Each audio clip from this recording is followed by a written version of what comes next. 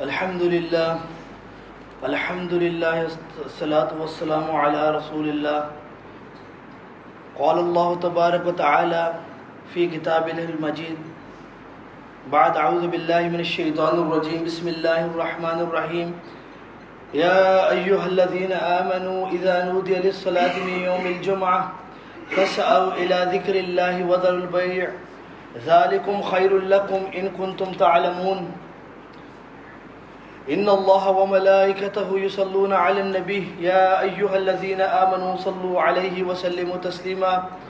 اللہم صل علی محمد وعلی آل محمد کما صلیت علی ابراہیم وعلی آل ابراہیم انکا حمید مجید. اللہم بارک علی محمد وعلی آل محمد کما بارکت علی ابراہیم وعلی آل ابراہیم انکا حمید مجید. رب اشرح لي صدري ويسر لي امري واحلل عقدة من لساني يفقهوا قولي. اللهم ارنا الحق حقا وارزقنا اتباعه وارنا الباطل باطلا وارزقنا اجتنابه. اے اللہ ہمیں حق کو حق دکھا اور حق پہ چلنے کی توفیق عطا فرما اور باطل کو باطل دکھا باطل سے بچنے کی توفیق عطا فرما. آمین یا رب العالمین. میرے بھائیوں، بزرگوں، عزیز نوجوانوں، السلام علیکم ورحمۃ اللہ وبرکاتہ. جیسا کہ آپ کو بخوبی علم ہے کہ ہماری مسجد میں سلسلہ وار دروس آپ کے سامنے رکھے جاتے ہیں اور گزشتہ کئی جمعوں میں آپ کے سامنے نماز کے بارے میں اور نماز کے احکامات کے بارے میں، لوازمات کے بارے میں آپ کے سامنے بہت سی چیزیں گوش گزار کی ہیں. میرا آج کا موضوع بھی اسی سلسلے کی ایک کڑی ہے، بلکہ اہم بات یہ ہے کہ میرا آج کا موضوع آج کے دن کی ہی مناسبت سے ہے. تو اللہ تعالیٰ نے اس دن کو، جمعے کے دن کو مومنین کی عید قرار دیا ہے، لیکن اگر میں اس جمعے کی نماز کو جمعے کے دن سے ہٹا کے اگر میں اس کی فضیلت بیان کرتا ہوں تو کوئی نہ کوئی کمی رہ جائے گی.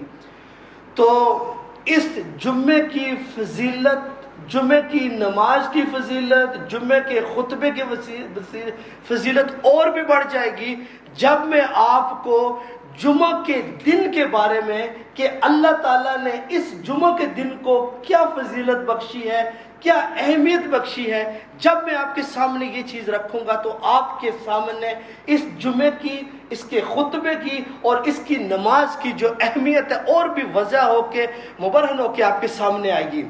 میں نے کچھ احادیث کا ذخیرہ آپ کے سامنے رکھوں گا جمعے کے دن کی مناسبت سے، پھر اپنے مرکزی مضمون جو جمعہ کا دن ہے، خصوصی خطبہ، اس کے بارے میں کچھ چیزیں آپ کے سامنے رکھوں گا.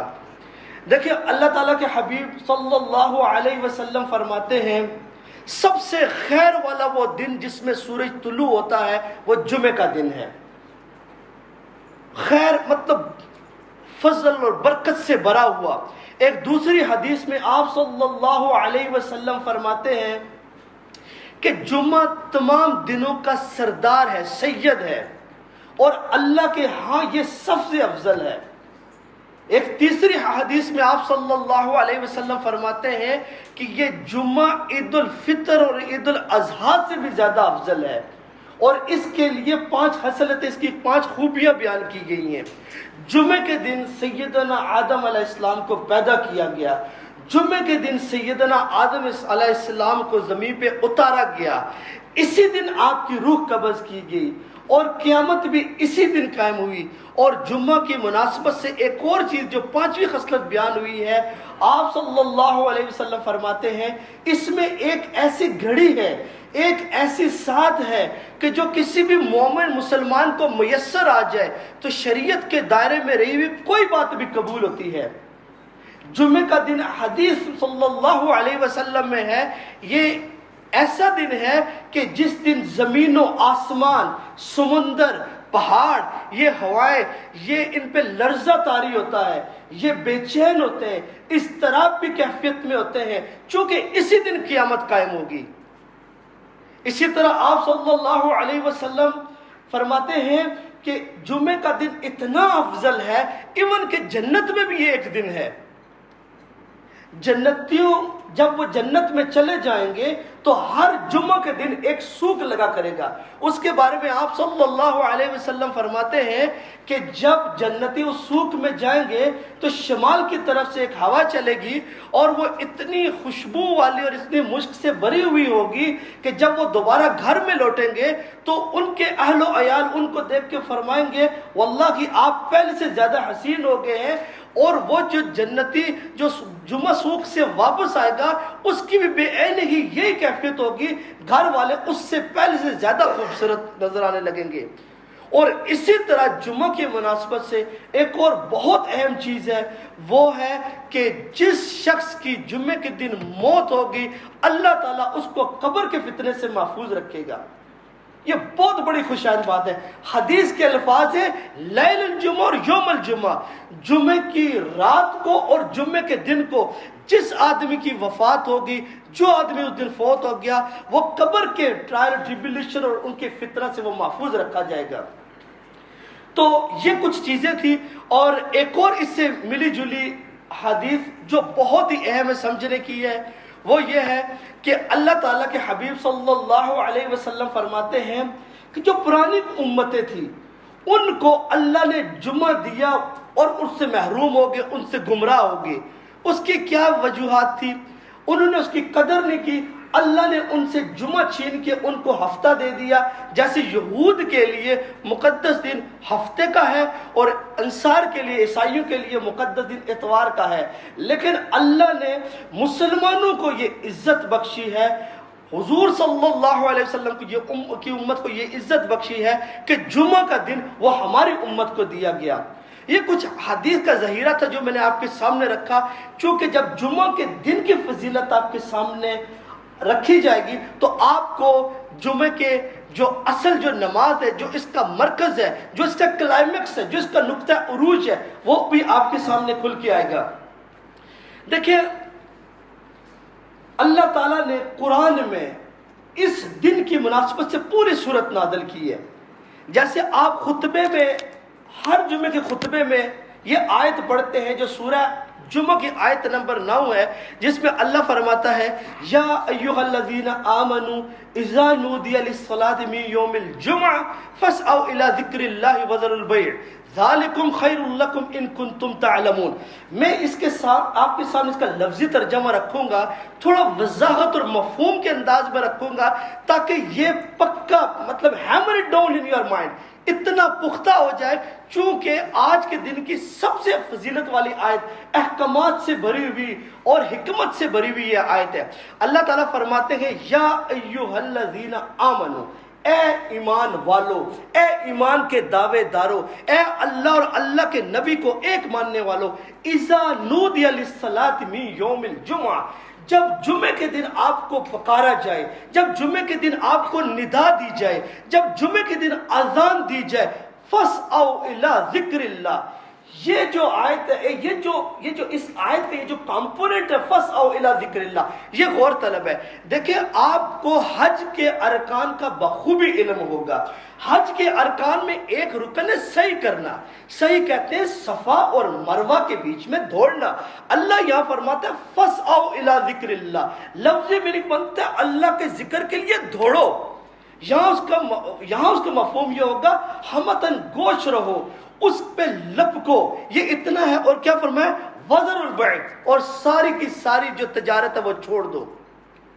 یہاں سے علماء نے ڈرائیو کیا ہے کہ جمعے کا جو اصل دن ہے جس میں یہ خرید و فروخت حرام ہے, وہ جب جمعے کی پہلی اذان ہوتی ہے اس سے لے کر جب جمعہ ختم ہوتا ہے اس وقت کوئی بھی تجارت, کوئی بھی خرید و فروخت مطلقاً حرام ہے.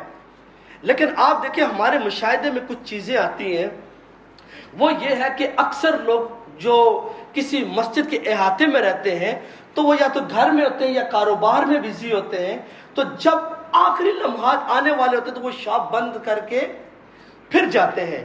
اللہ تعالیٰ قرآن میں فرماتے ہیں ذالکم خیر لکم ان کنتم تعلمون, اے ایمان کے دعوے دارو اگر تم جانو تو یہ تمہارے حق میں بہتر ہے. جب اس وقت خرید و فروخت ہے ہی حرام ہے تو وہ پھر ہم میں اس میں سے خیر کیسے آ سکتی ہے؟ قطعاً نہیں آ سکتی. اب دیکھیے اللہ فرماتا ہے کہ جب نماز کے لیے پکارا جائے تو ذکر کی طرف لپکو، تو اس کا قطر مطلب یہ نہیں کہ خرید و فروخت کر کے کسی اور معاملے میں بزی ہو جاؤ. اس کا مطلب یہ ہے کہ اللہ تعالیٰ آپ سب کو ایک اجتماع کی دعوت دے رہا ہے، جو ہفتہ وار اجتماع ہے اس کے لیے لپکو، اس کے لیے دوڑو، ہمتن گوش رہو.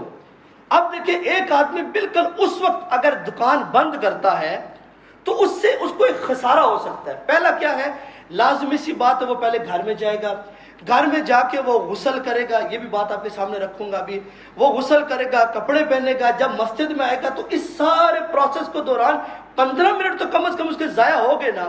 تو وہ جو مبارک گھڑیاں ہیں، وہ جو مبارک ساعت ہیں، اس کے فضائل سے تو وہ محروم ہو گیا. تو اس لیے جمعے کا تقاضا یہ ہے، یہ اللہ تعالیٰ ہم کو دعوت دے رہا ہے، اے ایمان والو جب جمعے کے دن، حالانکہ جمعے میں تو فجر بھی آتی ہے، ظہر بھی آتی ہے، مغرب عصر عشاء سب آتی ہیں، لیکن اللہ اس کے لیے فرما رہا ہے کہ جب پکارا جائے لپکو، دوڑو اللہ کے ذکر کے لیے. اور اللہ کا ذکر عربی میں ہوتا ہے، ذکر اللہ جو اللہ کا ذکر ہوتا ہے اس کا بھی میں آپ کے سامنے ابھی رکھوں گا. وذر البیع، تجارت کو چھوڑ دو، ذالکم خیر لکم، آپ کے حق میں بہتر ہے اگر آپ سمجھو. اب آپ جب دکانیں بند کر دیتے ہیں اللہ کے ذکر کی طرف، پہلی چیز ہے غسل. دیکھیں غسل کے بارے میں حدیث کا کچھ وہ ان کے تھرو میں گزر رہا تھا. غسل کے بارے میں اتنی احادیث ہے، مجھے تو لگا یہ فرض ہے، اور کتنی احادیث ہے جس میں اس کے واجب ہونے کا ذکر ہے. لیکن علماء نے جب مجموعی طور پر اس کا خلاصہ نکالا، اس سے رولنگ استدلال کی، تو وہ فرماتے ہیں کہ اس دن کا غسل افضل ہے، اس دن کا غسل افضل ہے، اور اگر میسر نہ آئے تو پھر وضو کر لینا، لیکن اس دن کا غسل افضل ہے اور سنت موقدہ میں شمار کیا جاتا ہے. تو اب اپنے موضوع کی طرف بڑھتے، جو ہمارا مرکزی مضمون ہے، جو جمعے کو دن کو جمعہ بناتا ہے. جمعے کے دن کو جمعہ بنانے والی چیز جمعے کا خطبہ ہے. دیکھو اگر یہ خطبہ نہ ہو تو ظہر اور جمعے میں کوئی فرق نہیں ہے. آپ مقتدی ہو کے اگر سوچتے ہیں کہ اگر آپ اسی طرح مسجد میں جاتے ہیں، یا ہم اسی طرح مسجد میں جاتے ہیں جیسے ظہر کے لیے جاتے ہیں، ظہر کی اذان ہوئی، وہاں پہ گئے، جماعت سے نماز پڑھی، گھر میں آگے، تو اس میں اگر یہ چیز جمعے میں بھی ہے تو فضیلت کیا ہے؟ اللہ نے ہفتے میں ایک دن رکھا ہے اور یہ اس کی فضیلت ہے، یہ فضیلتوں سے بھرا ہوا ہے. پہلی بات یہ ہے، خطبے کے بارے میں یاد رکھیے، خطبہ ایک واعظ ہے، ایک تلقین ہے، ایک تاکید ہے، ایک نصیحت ہے. حضور صلی اللہ علیہ وسلم کے دور میں جب خطبہ ہوتا تھا، وہ تو اقامت دین کی جد و جہد تھی، وہ تو 23 سال تو پیچ و خم تھے حالات کے. اس میں حضور صلی اللہ علیہ وسلم کی تمام تر محنت اللہ کے دین کو غالب کرنے کی تھی. اور آج کے دور میں بھی اصولی طور پر، بنیادی طور پر یہی ہونا چاہیے کہ ہم کو یہ دیکھنا ہے کہ مسلمان جو ہے مجموعی طور پر کس سمت میں جا رہے ہیں، کس ڈائریکشن میں جا رہے ہیں. کیا ہماری وہ ڈائریکشن اللہ کو مطلوب ہے بھی یا نہیں، یا اللہ کی طرف چل کے کیا ہمیں یہ قرب مل بھی سکتا ہے نہیں. لیکن وہ چیز چونکہ وہ نہیں ہے، اللہ نے کم سے کم اس مسجد کے لیے یہ ہمیں ایک انعام بخشا ہے، وہ یہ ہے کہ کم سے کم ہماری اپنی مادری زبان میں اردو میں ایک خطبہ آپ کے سامنے، ایک واضح نصیحت رکھی جاتی ہے. کیونکہ اقامت دین تو بڑی فار فیش کرائے، یہ تو بڑے دور کی بات ہے. کم سے کم یہ ہوتا ہے کہ اگر ہم اپنی زندگی سنوار لیتے ہیں تو ہم اپنے خاندان کی زندگی سنوار سکتے ہیں. جب وہ دونوں بدل جائیں گے تو پھر ہم اس قابل بھی ہوں گے تو ہم کسی درجے اپنا ایک امپیکٹ ڈال سکے دین کے غالب کے لیے. تو اسی طرح جمعے کے دن آپ صلی اللہ علیہ وسلم کا اقامت دین کی جد و جہد تھی، اور بنیادی طور پر ہمارا بھی مقصد وہ ہونا چاہیے. لیکن اگر اس وعد و نصیحت سے ہماری ڈائریکشن اگر سیدھی ہوتی ہے، اس کے لیے بھی ہمارے لیے بڑی خوشائند بات ہے. اب ہم پڑھتے ہیں جمعے کا جو خطبہ ہے، جو اردو میں ہوتا ہے عربی میں، اس کی کیا حقیقت ہے. دیکھیں بنیادی طور پر یاد رکھیے، اللہ تعالیٰ نے فرمایا فَاسْعَوْا إِلَىٰ ذِكْرِ اللَّهِ، اللہ کے ذکر کی طرف لپکو. اور ذکر ہمیشہ عربی میں ہوتا ہے. اب میں کہتا ہوں سبحان اللہ سبحان اللہ سبحان اللہ، اللہ کا جی کو تئی سے پاک ہے، اللہ کا جی کو تئی سے پاک ہے، اللہ اکبر، اللہ بڑا ہے، اللہ بڑا ہے، اللہ بڑا ہے، الحمدللہ، سب تعریف اللہ کے لیے، ایسا نہیں ہے۔ فَاسْعَوْا إِلَىٰ ذِكْرِ اللَّهِ، ذکر ہمیشہ عربی میں ہوگا، اس لیے جب تک سے یہ حضور صلی اللہ علیہ وسلم کی بعثت کے بعد سے اب تک جو خطبہ ہے وہ ہمیشہ عربی میں ہوتا ہے، لیکن چونکہ ہمارے جو مختلف علاقوں میں عربی سے اتنا فہم نہیں ہے، ہم لسان العرب نہیں ہیں، اس لیے علماء نے اس طرح کا یہ طریقہ نکالا، ایک تو ان کی مادری زبان میں، سمجھنے کی زبان میں بنیادی طور پر تو واعظ ہے، نصیحت ہے، تلقین ہے، ایک اردو کا یا بنگالی کا ہے، جس بھی زبان کا، اسی لوگوں کے زبان میں درس رکھ دیا جائے، اور اس کے بعد دو خطبے جب وہ امام ممبر پہ چلا جائے وہ رکھ لیجئے، اس میں دونوں سنتوں پہ عمل ہو جائے گا، واضح اور نصیحت بھی ہو جائے گی، اور وہ جو فَاسْعَوْا إِلَىٰ ذِكْرِ اللَّهِ اس کے اوپر بھی عمل ہو جائے گا۔ اب دیکھیں اس میں دو چیزیں ہیں، امام کے لیے کیا چیز امپورٹنٹ ہے، خطیب کے لیے کیا، اور مقتدی کے لیے ہے، یہ آپ کے لیے بہت اہم ہے۔ آپ مبارک لوگ ہیں، تعریف کے لائق ہیں کہ جو شخص جمعے کے دن پہلی سات میں آتا ہے، اللہ کے حبیب فرماتے ہیں اس کی مثال ایسے ہے کہ گویا اس نے اونٹ کی قربانی کی۔ میرے بھائیو یاد رکھیے گا، میں صبح سے لے کر رات تک 7 دن 24 گھنٹے پورا سال احادیث کا مجموعہ آپ کے سامنے رکھوں نا، دل دماغ زرخیز نہیں نا تو اس سے کوئی اثر نہیں ہوگا۔ اقبال فرماتے ہیں دل و نگاہ مسلمان ہے تو کچھ بھی نہیں، دل و اندر کی یہ کوئی بھی حدیث آپ کے سامنے آتی ہے، آپ یہ سوچیں گے آپ کے لیے ہے، تیرے وجود پر جب تک نہ ہو نزول کتاب، گرا کشا ہے راضی نہ صاحب کشاف، جب تک یہ حدیث قرآن آپ اس طرح نہیں سمجھتے کہ یہ آپ پہ نازل ہو رہی ہے، آپ کو کبھی اثر نہیں ہو سکتا۔ ہم میں سے ہر ایک کو سوچنا چاہیے کہ جو پہلی سات میں آتا ہے، جو جمعے کی پہلی نماز میں آتا ہے، اسے یہ یقین ہونا چاہیے کہ میرا اللہ میرے نبی کی زبان کی لاج رکھتا ہے۔ میرے اللہ نے فرمایا جو شخص پہلی سات میں آئے گا اس کی مثال ایسے ہے گویا اس نے اونٹ کی قربانی دی۔ آپ تصور کریں جو شخص ہر ہفتے اللہ کی راہ میں ایک اونٹ قربان کرے، ایک اونٹ اللہ کا قرب حاصل کرنے کے لیے کرے، صدقے کے طور پر کرے، تو اللہ اس کی کتنی بلائیں ٹال دیتا ہے۔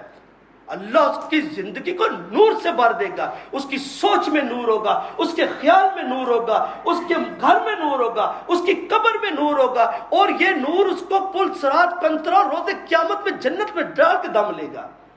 یہ اتنی بڑی فضیلت ہے۔ تو جمعے کے دن جو لوگ پہلی سات میں نماز کے ساتھ آتے ہیں، ان کی مثال ہے جیسے انہوں نے اونٹ کی قربانی دی۔ جو دوسری سات میں آتے ہیں ان کی مثال ایسے ہے کہ جیسے انہوں نے گائے کی قربانی دی۔ جو تیسری سات میں آتے ہیں اس کے بارے میں آپ صلی اللہ علیہ وسلم فرماتے ہیں گویا اس نے سینگوں والے مینڈے کی قربانی دی۔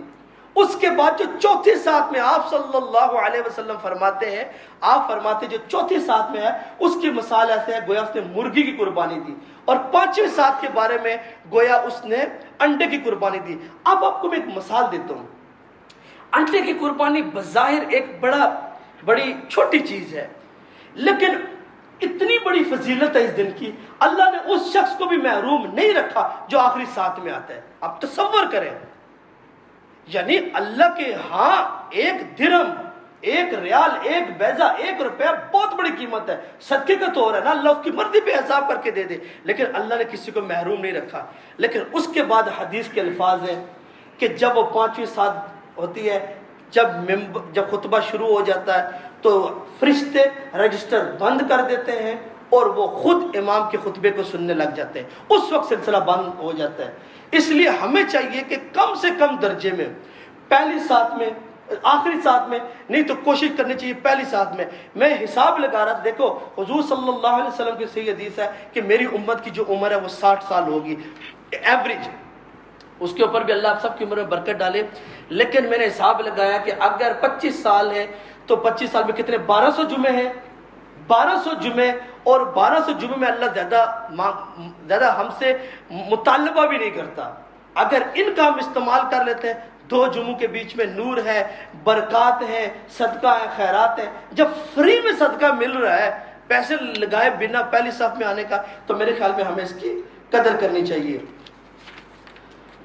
ابھی پہلی بات تو آپ کے سامنے یہ رکھی کہ آپ کو اول وقت میں آنا چاہیے۔ دوسری بات، محفل میں جہاں جگہ ملے وہاں بیٹھ جائیں، کبھی بھی گردنیں مت پھلانگے، پہلے آئیں بیٹھ جائیں۔ پہلے تو تقاضا یہ ہونا چاہیے، آپ سب کا طریقہ یہ ہونا چاہیے کہ ہم جب مسجد میں آتے ہیں تو پہلی صفحے مکمل کریں، پھر آہستہ آہستہ جو لیٹ کمرز ہیں وہ اس کے بعد آتے رہیں۔ تو دوسری چیز ہے کہ آپ جب مسجد میں آئیں جہاں جگہ ملے بیٹھ جائیں۔ تیسری چیز ہے، جب خطبہ ہو رہا ہو اس وقت کوئی نماز نہیں ہے، اس وقت کوئی کلام نہیں ہے۔ اتنا تک حضور صلی اللہ علیہ وسلم فرماتے ہیں کہ جب خطبہ ہو رہا ہو اور ساتھ بیٹھا شخص کوئی لغو بات کر رہا ہو اور آپ اس کو یہ کہتے ہیں بھائی تم نے لغو بات کیوں کی ہے، اللہ کے حبیب فرماتے ہیں کہ وہ جس نے نصیحت کی اس نے بھی لغو بات کی، ہمتن گوش۔ بلکہ اس سے بھی آگے بڑھ کے بتاتا ہوں، جب درود پڑھا جاتا ہے ان اللہ و ملائکتہ یصلون علی النبی، یہ جب درود پڑھا جاتا ہے خطبے کے دوران اس کا بھی جواب دل میں دینا ہے، آپ کو لفظ سے لانے کی اجازت نہیں ہے۔ اور جیسے خطبے میں یہ دعاؤں کا تذکرہ ہوتا ہے اس میں بھی جو آمین ہے وہ خاموش لہجے میں کہنا چاہیے۔ یہ سارے کے سارا، کیونکہ اس میں آپ صلی اللہ علیہ وسلم کی صحیح حدیث ہے، جب امام ممبر پہ چڑھ جائے اذا صعد امام المنبر فلا صلاۃ ولا کلام، جب امام ممبر پہ چڑھ جائے اس وقت نہ تو کوئی اذان ہے اور نہ کوئی صلاۃ ہے۔ اس کے علاوہ اس دوران میں ایون کہ آپ نماز بھی نہیں پڑھ سکتے، وہ بھی ناجائز ہے۔ ہمارے ہاں اکثریت یہ ہے، تو 6 پوائنٹ میں نے آپ کے سامنے رکھے۔ ایک تو پہلی صف میں آئیں، دوسری بات یہ ہے کہ جب آئیں تو جہاں جگہ ملے وہاں بیٹھ جائیں، تیسری بات ہے اس دوران میں نہ کوئی کلام ہے نہ کوئی بات ہے، اس کے بعد یہ ہے کہ خاموشی سے خطبے کو سننا ہے اور گردنیں نہیں پلانگنے، آمین اور اس کا جواب جو ہے نا بالجبر، یعنی کہ خاموشی سے دینا ہے، اونچی آواز سے آپ کو نہیں دینے کا ہے۔ ابھی کن لوگوں پہ وہ جمعہ فرض ہے؟ اس کے 5 قسم کے لوگ ہیں جن پہ جمعہ، ان کے علاوہ جمعہ فرض ہے۔ 5 پہ جمعہ فرض نہیں ہے۔ ایک جو مسافر ہے اس پہ جمعہ فرض نہیں ہے، دوسرا مریض ہے اس پہ فرض نہیں ہے، تیسرا غلام ہے آقا کی اجازت بغیر وہ بھی نماز نہیں پڑھ سکتا، جمعہ عورت ہے، اور 5ویں نابالغ ہے۔ اس کے علاوہ ہر سی شعور کے لیے جمعہ فرض ہے۔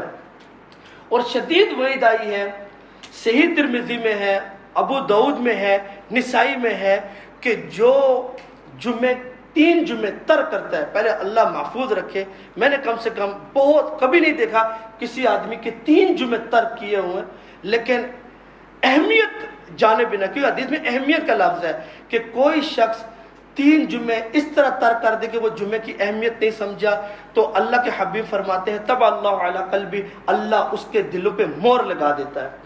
اور دوسری حدیث میں فرمایا وہ غافلوں میں ہو جاتا ہے، اور یہ اللہ تعالیٰ کی طرف سے بہت بڑی وعید ہے۔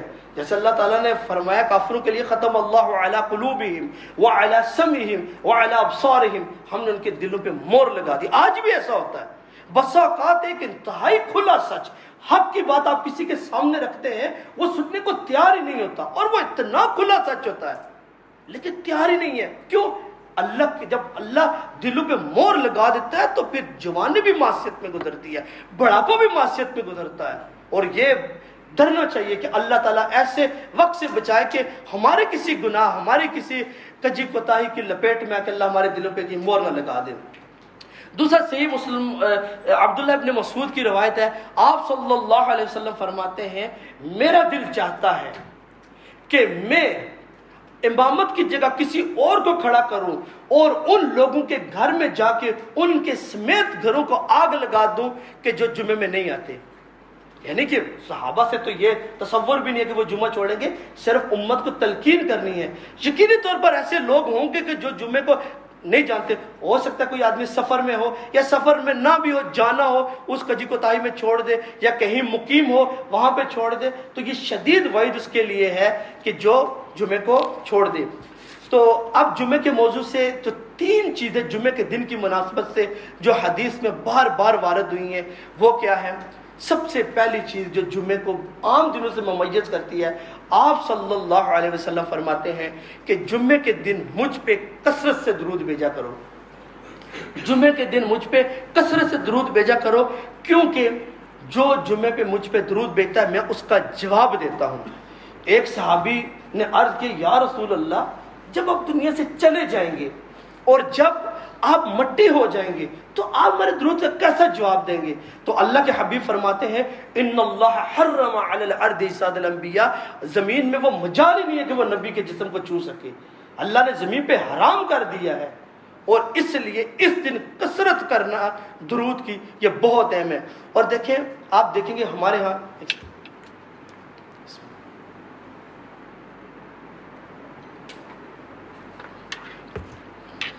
دیکھیں ہمارے ہاں جو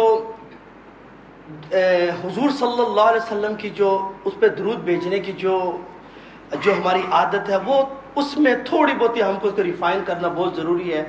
دیکھیں، آپ وجہ کائنات ہیں، آپ صلی اللہ علیہ وسلم کی وجہ سے ہم یہاں پہ ہیں، اور اللہ تعالیٰ نے خود آپ صلی اللہ علیہ وسلم پر درود بھیجا۔ میں آپ کو درود کے بارے میں بھی بتاتا ہوں کہ جو درود ہے نا، درود یہ خاص طرح کی رحمت ہے جو ہم اللہ کے حبیب کے لیے مانگتے ہیں۔ جیسے ہم کہتے ہیں اللہم صلی علی محمد، ہم ایسا نہیں کر سکتے اللہم صلی علی فلاں، یہ خاص قسم کی رحمت ہے، یہ خاص قسم کا درود ہے، یہ اللہ کو ہی معلوم ہے۔